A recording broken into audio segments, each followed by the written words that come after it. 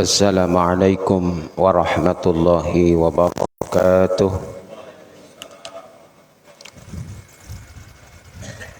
Alhamdulillah nahmaduhu wa nasta'inu wa nastaghfiruh wa na'udzu billahi min sururi anfusina wa min sayyiati a'malina.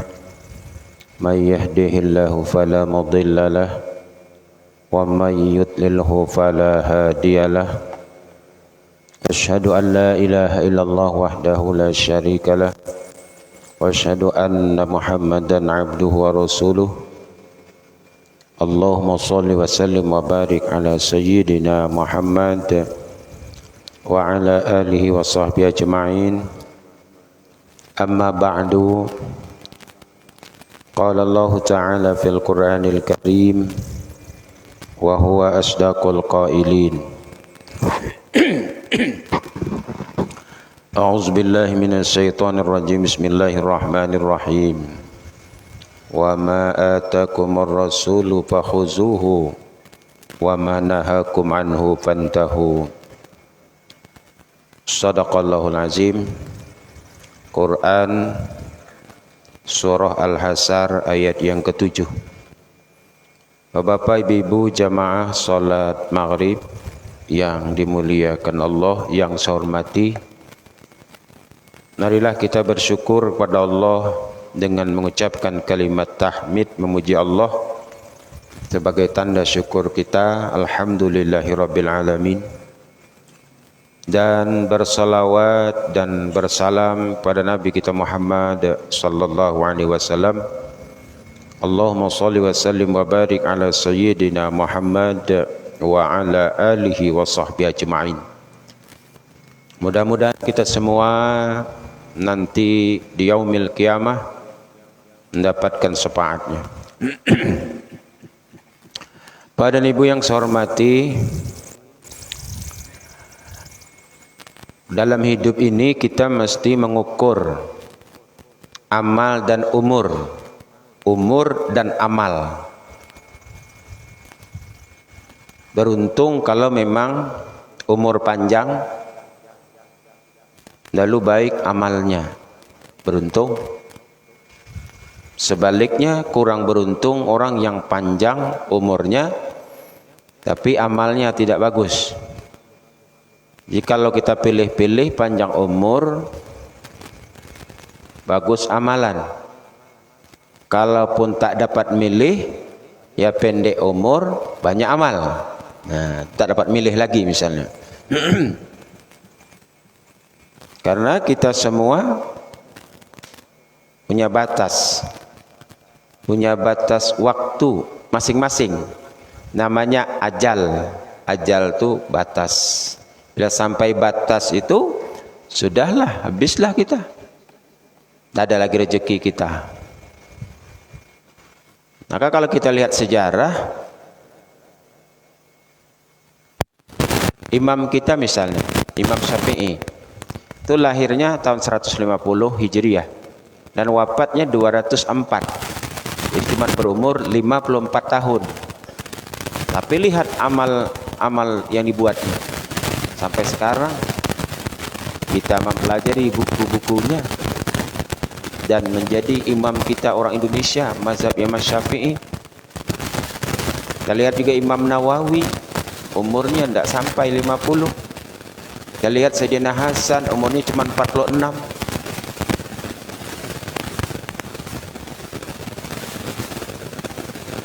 Saya pernah datangi orang sakit, kesakitan dia, raung sakit. Sakitnya itu parah. Apa yang dimakan balik keluar lagi. Itu kalau sudah apa yang dimakan keluar lagi itu sudah sedih benar tuh Pak. Kenapa? Semakin hari semakin lemah badan, semakin lemah. Dah tuh apa dia katakan sama saya, Ustaz, saya tidak sanggup Ustaz kalau sekarang dicabut Allah nyawa saya. Rasanya belum banyak amal saya Ustaz. Tadinya ingat saya sampai sekarang. Ternyata tak lama lepas dia bilang begitu, memang sampai ajalnya. Kira-kira seminggu lah setelah itu dapat kabarnya. Maka saat itu kira-kira umurnya 65-an sudah. Apa dia bilang?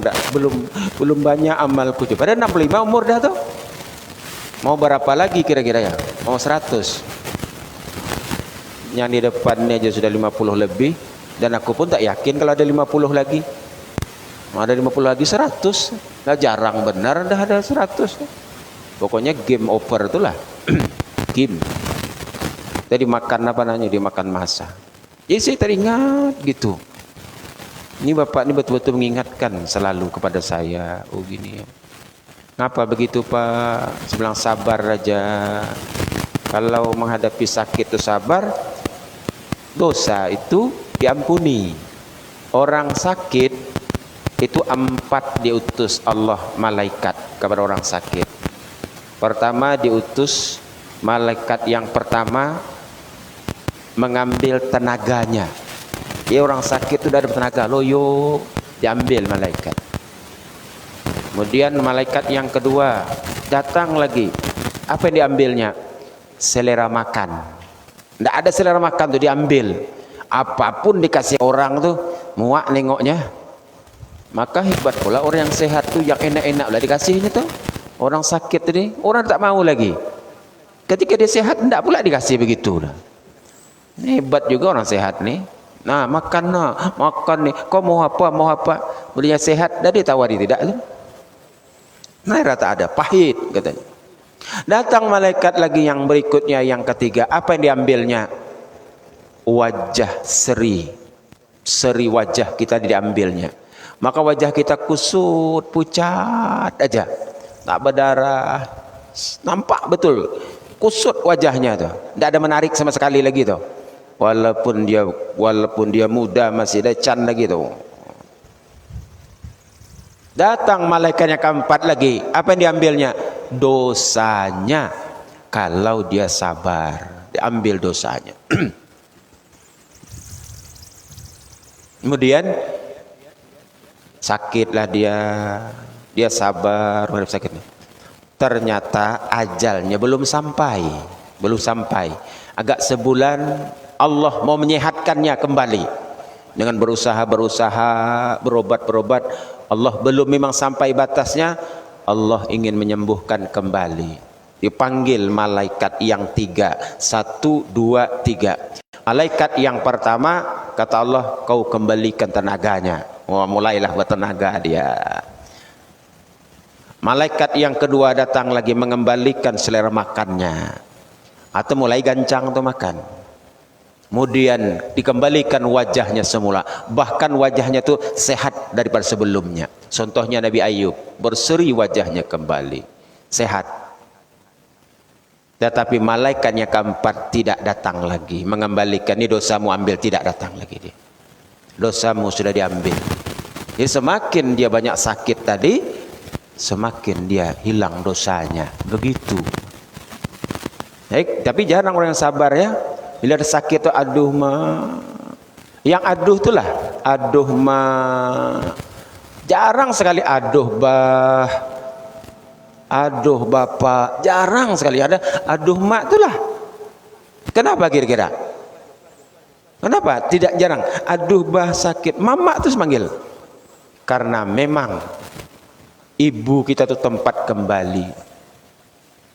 Fa amma man khaffat mawazinuh fa ummuhu hawiyah. Karena ibunya itulah tempat kembali. Orang bila sakit mesti mama yang dipanggil. Kenapa? Karena tempat kembali kita. Luar biasa kan? Nah, Bapak dan Ibu hormati, itu tadi orang sakit tadi. Jadi kita hitung-hitunglah amal nih, kita hitung-hitung nih.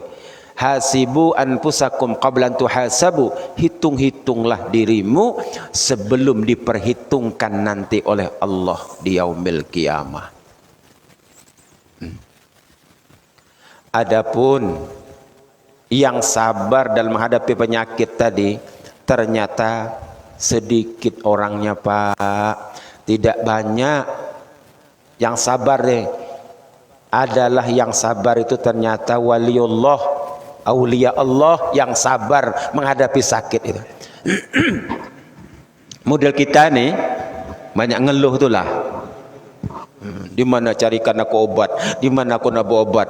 Dia orang kunyit, aku nyit. Kata orang, ini cari obat. Situ orang sibuk kita kan. Nah, gitu tuh. Karena nanti supaya kita tahu mana yang tingkatan aulia Allah, mana yang bukan. Selalu dibicarakan orang wali Allah tuh begini-begini. Ada ciri-ciri wali Allah itu apa Ibu? Wali Allah itu paling tidak 5 cirinya. Yang pertama, wali Allah itu tidak risau dengan rezeki. Itulah dia. Inna ulia Allah la khaufun alaihim wa lahum yahzanun. Dia tidak ada takut. Kenapa? Dia yakin betul bahwa rezeki itu diberikan oleh Allah. Ya, matal marzuk wa baqiyatur razak. Yang diberi rezeki bisa mati, yang memberi rezeki tidak akan pernah mati. Dia baqa. Jadi tenang saja. Pokoknya bila rezeki itu kita punya, tidak akan pergi kemana. Walaupun kita orang lemah, datang saja dia. Walaupun kau orang kuat, kalau memang bukan rezekimu padamu, tetap juga tak sampai kepadamu. Ibrahim bin Adham sedang mau makan roti lagi. Datang disambar oleh burung gagak. Larikannya roti itu. Termenung Ibrahim bin Adham melihat. Aduh, kata Ibrahim bin Adham, aku ini anak raja nih. Berani betul burung gagak tuh ngambil roti saya. Bukan rezekimu, rezeki burung. Jadi kalau bukan rezeki kita, bagaimanapun kita ini hendak meraihnya, takkan bisa. Tapi kalau rezeki kita, walaupun kita orang lemah, datang saja dia. Makanya seorang aulia Allah la khaufun alaihim wa lahum yahzanun. Yang kedua, wali Allah itu tidak pernah mengeluh kalau ditimpakan sakit kepadanya. Itu dia. Itu wali Allah. Yang ketiga, wali Allah itu adalah dermawan dan baik perangai. Nah, itu dia. Kemudian yang berikutnya, wali Allah itu di dalam hatinya tidak ada sedikit pun perasaan dendam, iri dan dengki. Bersih. Apa pernah saya ceritakan di sini atau belum ya? Dulu ada seorang pemuda mengaji ini bagus, fasih, membaca Quran ini fasih. Mendengarlah dia di sebuah tempat di gurun pasir yang jauh itu ada seorang manusia yang orang menyatakan dia itu sudah aulia Allah. Banyak orang pergi mengaji ke sana.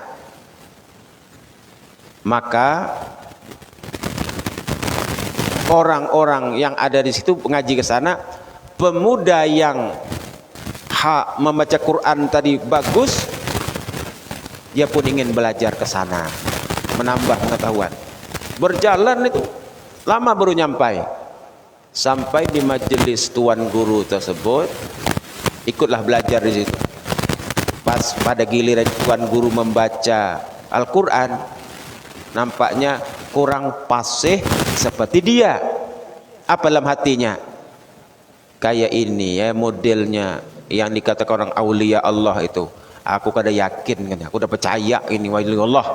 Nah, aku tidak akan berlama-lama di sini. Artinya aku tidak akan nginap lama di sini. Aku balik. Model bacaannya jauh bagus aku katanya. Hati-hati tadi. Maka dia permisilah pulang. Di tengah jalan, karena jauh perjalanan, kira-kira dari sini mungkin di Tembilahan tempat pengajian itu mungkin sudah sampai daerah Sungai Salak. Dicegat dia di sana dua ekor singa yang sedang kelaparan, siap menerkam. Oh, dihadang, menganga mulutnya sudah tuh, berteriak sekuat-kuat teriak. Tidak ada orang datang. Habislah aku nih deh, disantap singa ini gitu. Tolong. Ternyata suara dia itu kedengaran oleh yang dikategorikan aulia Allah tadi. Terdengar. Apa kata tuan guru tadi? Pengajian kita istirahatkan sebentar. Ada apa tuan guru? Ada orang minta tolong, saya mau ke sana. Bayangkan. Kira-kira di Sungai Salak berapa lama berjalan kaki kira-kira? Lama kan? Aku yakin tuh 4 jam kalau jalan kaki. 5 jam. Tiba-tiba nongol dia di sana. Aulia Allah tadi. Ada apa nak?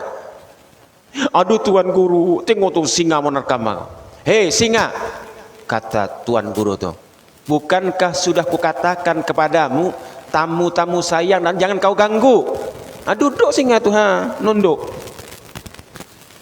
Didatanginya, pusutnya kepala singa tuh, pergilah engkau. Pergi singa tuh. Baru terkejut pemuda yang fasih tadi tuh. Mengaji yang bagus tadi katanya.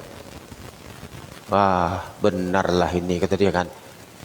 Kok tahu dia? Kenapa Tuan Guru datang ke sini? Aku dengar kau berteriak minta tolong. Sejauh ini mana ada mic? Tak sempat HP, terkencing-kencing namun tangkap singa mau HP apalagi. Datang ke situ. Dia bilang, kamu mau pulang-pulanglah. Insyaallah kata Tuan Guru, tak akan diganggu kau di jalan lagi. Aku tidak mau pulang Tuan Guru, aku ikut Tuan Guru aja balik, saya ikut belajar balik. Pertama Tuan Guru aku ingin tahu bagaimana ilmunya menundukkan tadi, menundukkan singa tadi. Kau ni tidak lurus kamu ni Guru ni. Mau melihat ke ini hendak menundukkan singa. Kau tahu tidak ya Tuan Guru? Lama sudah saya melatih hati saya ini supaya tawaduk rendah diri kepada Allah. Sudah lama bertahun-tahun, bukan sebentar ini. Allah tahu ketawadukanku ini membuat makhluk-makhluk lain, makhluk Allah pun akan tawaduk terhadap saya. Makanya singa tuh tawaduk dia.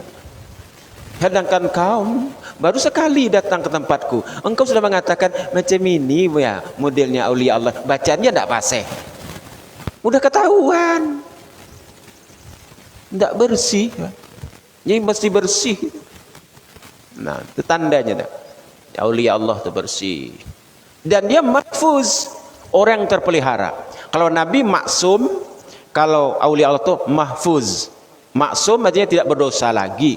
Kalaupun ada dosa diampuni, itu para nabi. Kalau aulia Allah, kalaupun terlanjur dia buat, Allah peliharakan, cepat engkau kembali gitu. Dan aulia Allah tuh masih makan, dia suka makan, masih suka duit, masih kan. Tidak pula lah ini wali aja tapi suka dengan duit. Tak juga, wali itu suka juga dengan duit. Terakhir, tanda aulia Allah itu selalu menangis di kesunyian malam.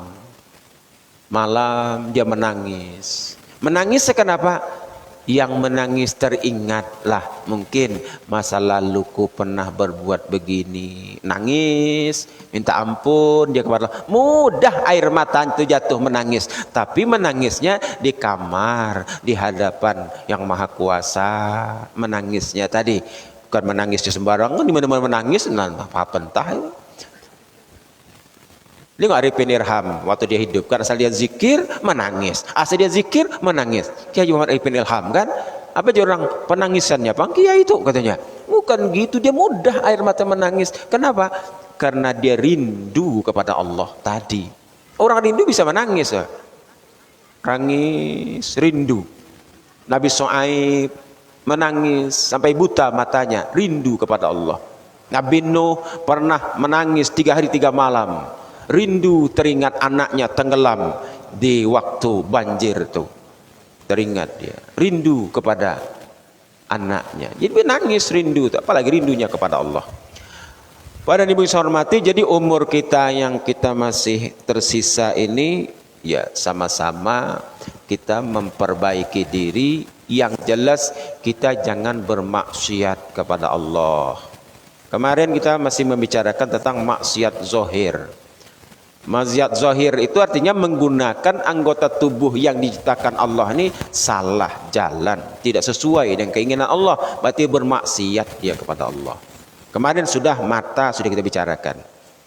Kemudian telinga. Telinga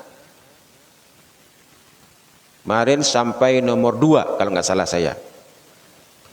Yang pertama sudah kita bicarakan. engkau peliharakan telinga itu daripada mendengar kepada segala yang bid'ah, yang dicela, yang tiada muwafaqah dengan syariat, yang tak cocok dengan syariat. Peliharakan telinga daripada mendengar kepada segala yang bid'ah, yang dicela, yang tiada cocok dengan syariat. Kalaupun terdengar, sudah tinggalkan saja. Kedua, ini gunakan telinga. Engkau peliharakan telingamu dari mendengar akan orang yang mengumpat. Kalau ada orang mengumpat itu nampak sekali mengumpatnya, meribahnya.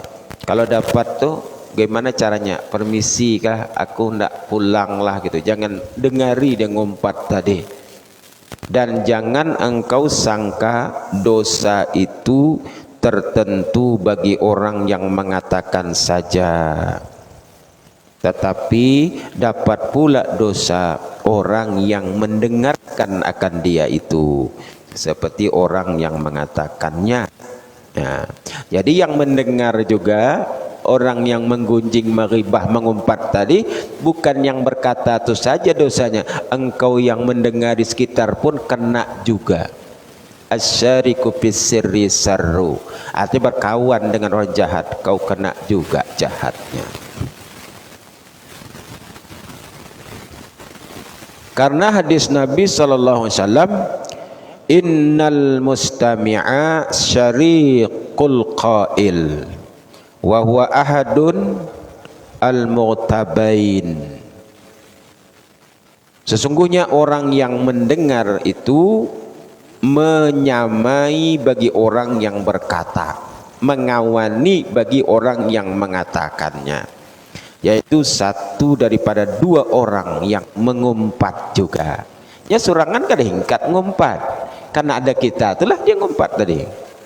Tambah lagi lah kita tambah bumbunya. Kau tahu lah si anu tuh gini, oh aku dengar juga ceritanya, Allah jadilah tuh ya, menjadi-jadi gitu. Itu yang kedua. Yang ketiga, gimana kita gunakan telinga kita ini? Engkau peliharakan daripada mendengar dengan telinga itu pada perkataan yang keji. Ya, kalau dapat memang jangan mendengarkan perkataan-perkataan yang keji, yang kotor itu. Yang keempat, engkau peliharakan daripada mendengar dengan dia kepada perkataan yang batil, lagi sia-sia. Jadi bagaimana bicara tadi yang didengar tadi, ya dengar membaca Quran, dengar ceramah agama, jangan mendengarkan yang sia-sia lagi batil. Itu termasuk daripada maksiat zahir. Mata sudah, telinga sudah. Sekarang masuk kita yang nomor 3, yang penting betul adalah lidah, lisan, ilat. Nah, bahasa kita ilat, lisan. Bagaimana lidah ini? Allah ciptakan untuk apa lidah ini? Maka kata Nabi, salamatul insan fi hifzil lisan. Selamatnya manusia itu karena mampu menjaga lisannya. Lisan yang berbicara, telinga yang menyaksikan. Maka ketika dia sembahyang, lidah yang membaca, telinga menyaksikan. Maka setidak-tidaknya kalaupun kita sholat sendirian ataupun sholat zuhur, sholat asar, tidak pula dalam hati bacanya cuman sir kan, Bismillahirrahmanirrahim, Alhamdulillahirrahmanirrahim, Maliki yaumiddin. Seakan-akan telinga ini dengar, telinga sendirilah dengar, bukan diam betul, tidak. Saya tahunya itu, saya pernah di belakang orang alim jadi imam, beliau sudah meninggal. Saya tahu, saya salat zuhur, tahu saya yang dibacanya atau ayatnya. Nah, beliau sudah meninggal, yaitu Kiai Haji Ali Nafarin almarhum. Kami sama-sama pergi, dia berdakwah, saya waktu itu yang baca Qur'annya dan sholat zuhur.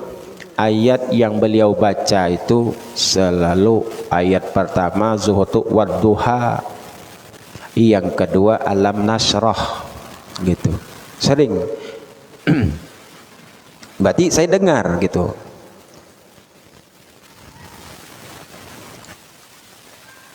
Adapun lidah itu yaitu dijadikan bagimu karena membanyakkan dengan dia itu akan zikrullah ta'ala. Nah, jadi Allah tuh maunya lidah ini selalu zikrullah, mengingat Allah. Mengingat Allah itu kalau dilihat dalam Al-Quran itu tidak ada batasnya, tidak ada. Ya ayyuhallazina amanu zkurullaha zikran katsira wasabbihuhu bukratan wa asila. Ayat 41 Al-Ahzab. Wahai orang-orang yang beriman, zikirlah, menyebut Allah, zikran katsira, zikir yang sebanyak-banyaknya, wasabbihu bukratan wa asila, bertasbihlah kepada Allah pagi dan petang. Bukratan wa asila, pagi dan petang, itu maknanya. Bukan pagi lalu petang, maksudnya pagi sampai petang. Nah, gitu maknanya tuh. Ini pagi jadi ingat Allah, sore tengah hari enggak ya? Enggak, pagi sampai petang, petang sampai pagi lagi. Itu maknanya bukrata wa asila tadi. Ada perbedaan antara orang yang zikrullah dengan yang tidak. Masalul ladzina yazkurunallaha wa la yazkurunallah kamasali hayyi wal mayyit. Perumpamaan orang yang berzikir kepada Allah dengan orang yang tidak berzikir kepada Allah seperti orang hidup dengan orang mati. Atau perbedaannya, dia berjalan tapi dalam pandangan Allah ini orang mati ini. Jadi kalau yang berzikir orang hidup, begitu. Dan berzikir itu berdiri kah, duduk kah, atau berbaring? Terserah aja, Pak. Yang kerjanya berdiri, berdiri. Yang kerjanya duduk, duduk. Yang kerjanya berbaring, berbaring. Yazkurunallaha qiyaman wa qu'udan wa 'ala junubihim. Mengingat Allah itu ada yang berdiri, ada yang duduk, ada yang berbaring. Mana yang berdiri? Yang berdiri itu Pak jadi satpam. Satpam itu berdiri aja kerjanya tuh, jarang duduk. Sambil berzikir dia ketika tidak ada yang dikerjakannya, zikir. Siapa yang kerjanya duduk aja nih? Ada juga duduk aja kerjanya. Biasanya kasir tuh, nunggu orang bayar, duduk aja kerjanya. Pas tidak ada bayar, ya zikir. Orang kerja bank duduk. Ada lagi yang baring, sakit, lama betul sakitnya, tak bisa bangun lagi. Jadi yang terserahlah, pokoknya mau berdiri, duduk dan berbaring mengingat Allah tadi. Apa yang disebut zikrullah itu banyak. Mana yang afdalkah? Yang afdal la ilaha illallah. Yang paling afdal, afdalu zikri la ilaha illallah. Zikir yang afdal itu la ilaha illallah. Ada juga orang nyebutnya afdalu zikri la ilaha illallah. Ada pakai fa'lam annahu la ilaha illallah, macam-macam lah. Ada lagi yang menyebutnya afdalu ma qultuhu anna wan nabiyuna min qabli la ilaha illallah. Jadi juga yang jelas mau berzikir sebanyak-banyaknya setiap hari, setiap malam itu. Kalau kita biasanya subuh lepas sholat berzikirlah kita 100, paling tidak tuh 100 itu. Supaya apa sebenarnya tuh Pak? Supaya apa? supaya ketika nanti napas keluar, yang keluar itu berzikir la ilaha illallah. Mungkinkah kira-kira orang yang jarang berzikir kepada Allah lalu pada saat dia meninggal mau berzikir? Kayaknya susah, Pak. Bahkan ada penelitian orang yang mau meninggal itu, diteliti, yang meneliti ini di rumah sakit di Jakarta, dia seorang rohaniawan rumah sakit. Bila ada orang mau meninggal, dia datang situ mentalkinkan la ilaha illallah. Ada yang dapat, ada yang tidak. Menurut cerita beliau, 1000 orang yang dia tes itu tak ada yang 100, Pak, yang bisa berzikir itu. Banyak ndak bisa. Nah, gitu susahnya tuh. Kenapa? Sebab kata Nabi, almar'u ma'a man ahab. Seseorang itu bersama yang dia cintai. Kalau dia cinta zikrullah, insya Allah pada saat dia hendak meninggal dunia, zikrullah itu mengingatkan dia dan datang dia. Nah, begitu. Jadi Allah jadikan lidah tadi bagimu supaya membanyakkan dengan lidah itu akan zikrullah ta'ala. Nah, dan berikutnya membaca Al-Quran. Nah, ini maunya Allah. Membaca Al-Quran. Siapa yang ingin kita contoh ya? Sahabat kah? Langsung kepada Nabi kah? Kita punya program, kalau tak dapat baca Quran sehari semalam 1 juz, setengah juz. Tidak bisa setengah juz sehari semalam 2 lembar. Tak bisa juga 2 lembar, 1 lembar. Tidak bisa juga 1 halaman sehari semalam. Tak bisa juga 1 halaman. Qul huwallah 3 kali, udah sama khatam Quran. Nah, tak bisa juga lagi, entahlah nak jadi apa dia, nak tahu lagi. Parah benar udah tuh.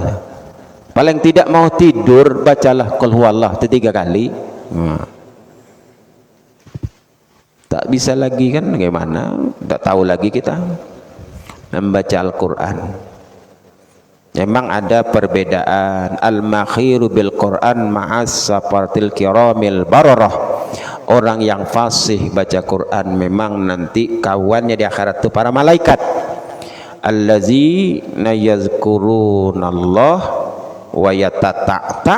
Dan orang yang membaca Quran yang terbata-bata, wa huwa syakkun lahu ajran. Dan dia susah betul membaca Quran itu, terbata-bata, tapi dia dapat 2 pahala. Pahala rajinnya dan pahala ingin pandainya. Membaca itu terkujul-kujul. Saya supaha, saya kulus. Pokoknya terbata-bata dia baca. Itu pun dapat 2. Nah, 2 pahala. Apalagi, tapi jangan dibuat-buat pula kan supaya banyak pahala aja aku baca macam itu, ndak pula kan, jangan pula gitu. 2 sudah, jadi disuruh kita banyak baca Quran. Nah, masalah baca Quran ini kalau di rumah, apa kata Nabi? Zayyinu buyutakum biqiraatil Quran. Indahnya kata Nabi, hiasi rumahmu dengan selalu baca Quran. Yang membaca Quran itu penghuni rumah itulah. Ini nanti pula ada salah nih. Aku hari-hari aja ngaji di rumah, cuman kaset di rumah, tidak orangnya. Ah, tuh mesti orangnya tuh. Apa kata Nabi? Banyaki baca Quran di rumahmu. Aksiru min tilawatil Quran. Fa innal baita la yaqra'ul Quran, la yaqra'u fihil Quran, yaqillu khairuhu wa yaksuru syarruhu wa yadiku ala ahlihi. Banyaki baca Quran di rumahmu, kata Nabi. Fa innal baita, sesungguhnya rumah yang tidak ada dibacakan Quran di rumahnya, yaqillu khairuhu, di rumah itu sedikit kebaikannya, wa yaksuru syarruhu, banyak kejahatan di rumah itu, wa yadiku ala ahlihi, orang yang tinggal di rumah itu kada nyaman, kada betah. Rumah tingkat 2, di atas 8 kamar, bawah 8 lah kamar, coba ada besarnya tuh, tapi kada nyaman tinggal di situ. Ngapa kada nyaman? Bahantu, katanya. Siapa hantunya? Engkaulah hantunya. Tak pernah baca Quran di rumah tuh. Nah, coba kalau di rumah tuh sering baca Quran, nyaman di rumah tuh. Malaikat rahmat masuk ke rumah tuh kan, jadi nyaman di rumah tuh. Nah, ini masalah Quran tadi kan. Jadi Allah tuh inginnya ciptakan lidah tadi yang pertama zikrullah, baca Quran. Kita lanjutkan. Dan engkau tunjuk dengan lidah itu akan segala hamba Allah Ta'ala kepada jalan yang menyampaikan kepada Allah Ta'ala dan negeri akhirat. Dengan lidah itulah kita bisa memberikan petunjuk kepada orang-orang, inilah jalan menuju jalan akhirat. Artinya ya macam saya inilah berdakwah dari lidah ini kan, sempat saya tak bisa ngomong, bisu, apa dia sampaikan ya dari lidah tadi nih. Tapi hati-hati yang keluar dari lidah tadi. Nah, bila banyak salahnya, banyak pula nanti dosanya. Nah, bila banyak dosanya, tentu apa tempatnya kan gitu. Dan bahwasanya menyuruhkan dengan lidah itu berbuat kebajikan. Kebajikan di buku ini sebenarnya berbuat kebaikan dan mencegah akan berbuat kejahatan. Dari lidah tadi nih kita cegah. Dan dapat engkau nyatakan dengan lidah itu akan barang yang ada di dalam hatimu daripada segala hajatmu di dunia dan akhirat. Dengan ada lidah tadi, hajat hati tadi bisa disampaikan. Kalau dalam hati saja tak ngomongkan, tak tahu kita. Nah, bisa hajat hati itu apa inginnya.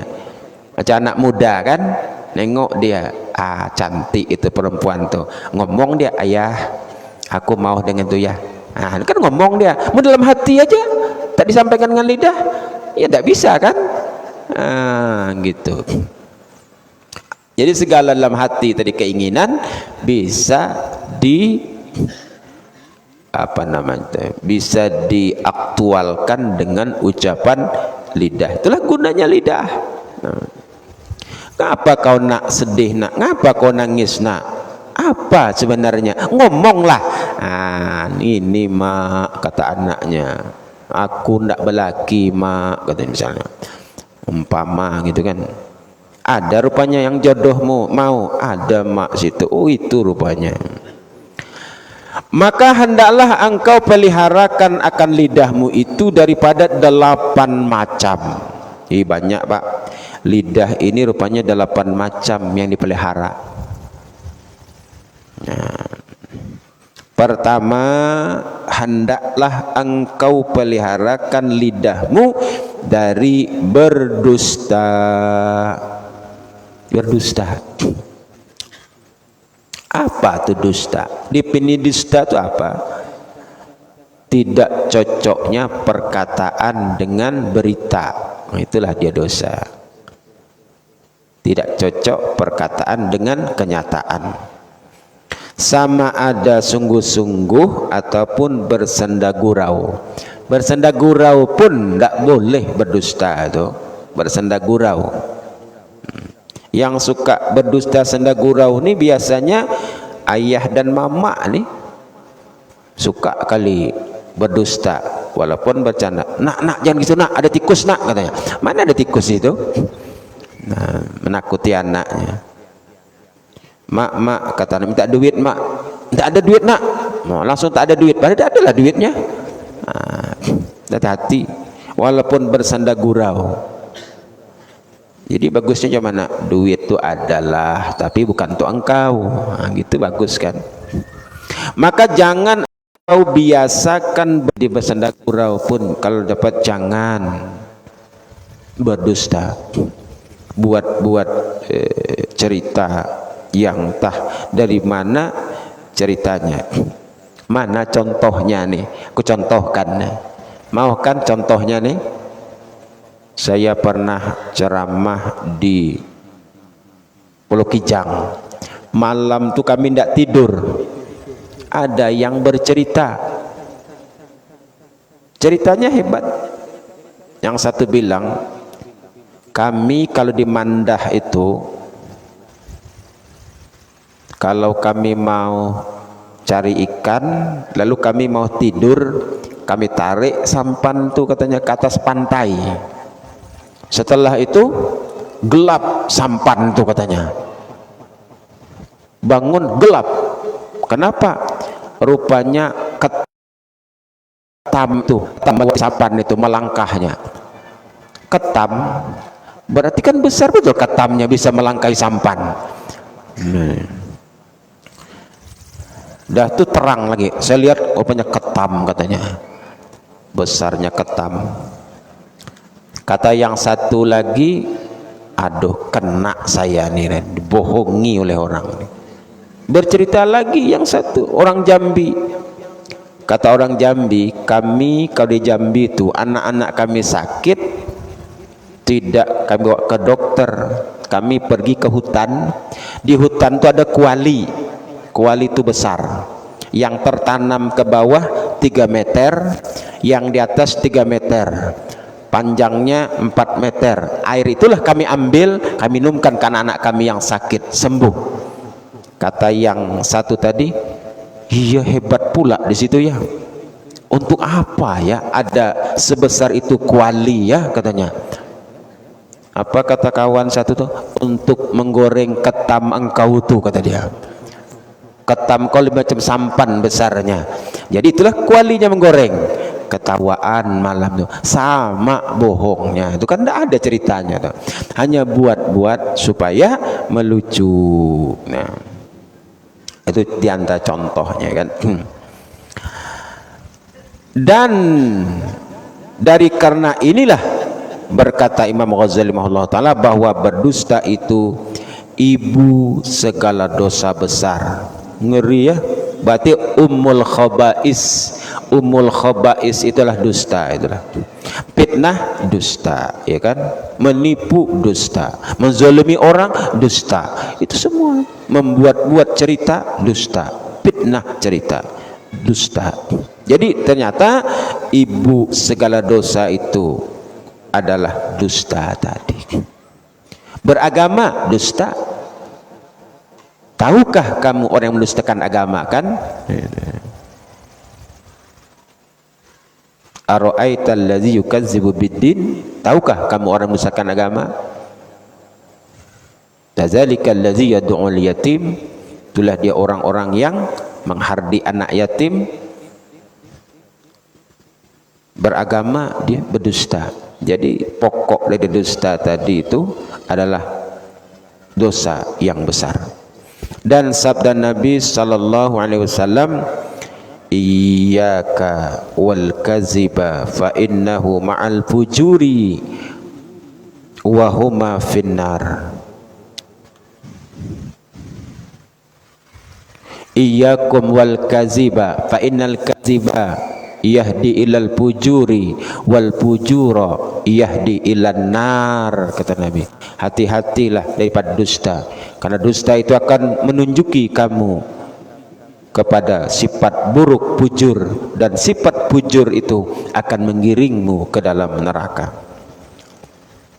Takuti olehmu akan dusta itu, bahwasanya orang yang berdusta itu beserta orang yang berbuat maksiat, dan keduanya itu tempatnya di dalam api neraka. Dan lagi sabda Nabi sallallahu alaihi wasallam, innal kaziba babun min abwabin nifaq. Innal kaziba babun, sesungguhnya bohong itu pintu, min abwabin nifaq, dari pintu-pintu munafik.